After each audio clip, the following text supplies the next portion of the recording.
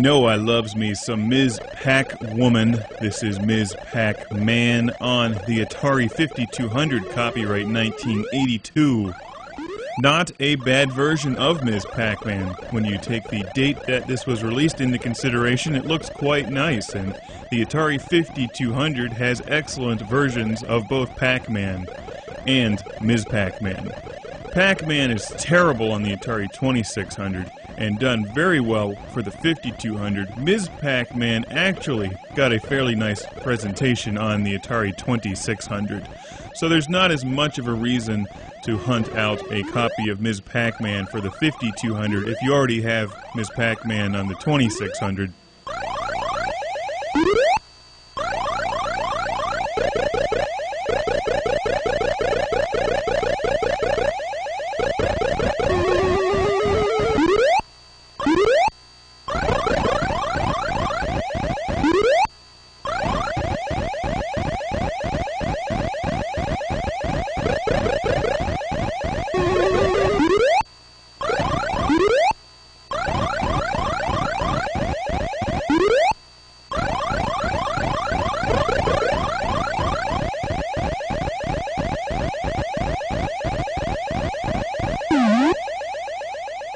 Graphically, it's not bad at all. As you can see, there's quite a bit of definition and detail in the board and all the ghosts in Ms. Pac-Man. The sound effects are nice. There's some cutscenes and an opening screen, things you don't get on the 2600 version. There's more reasons to pick up Ms. Pac-Man for the Atari 5200 than, say, a game like Galaxian for the 5200, because Galaxian had an awesome presentation on the 2600.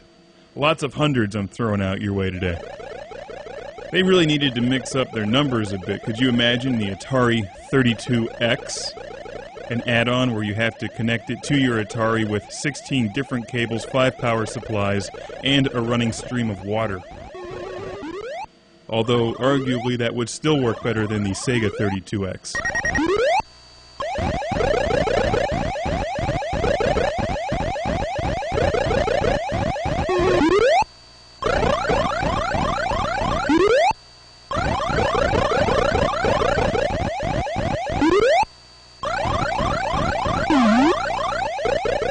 On Atari consoles, the best version of Ms. Pac-Man is on the Atari 7800, which came out several years after this one.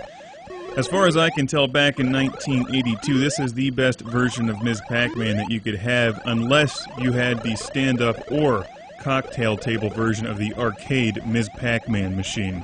To really play Pac-Man or Ms. Pac-Man properly, you need the arcade joystick for those fast movements.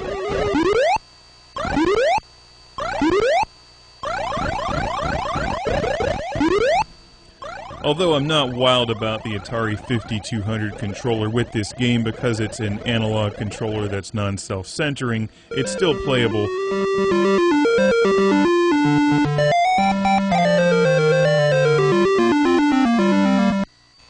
Wow, I thought they cut that out for the American release. That's the exact moment when Ms. Pac-Man gets Pac-Man fever.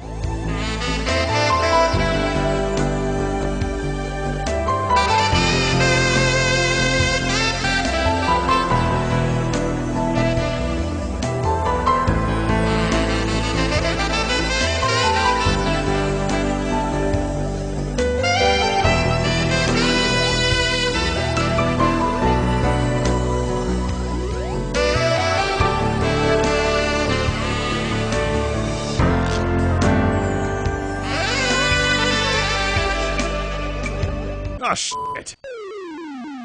Completely kills the f***ing mood.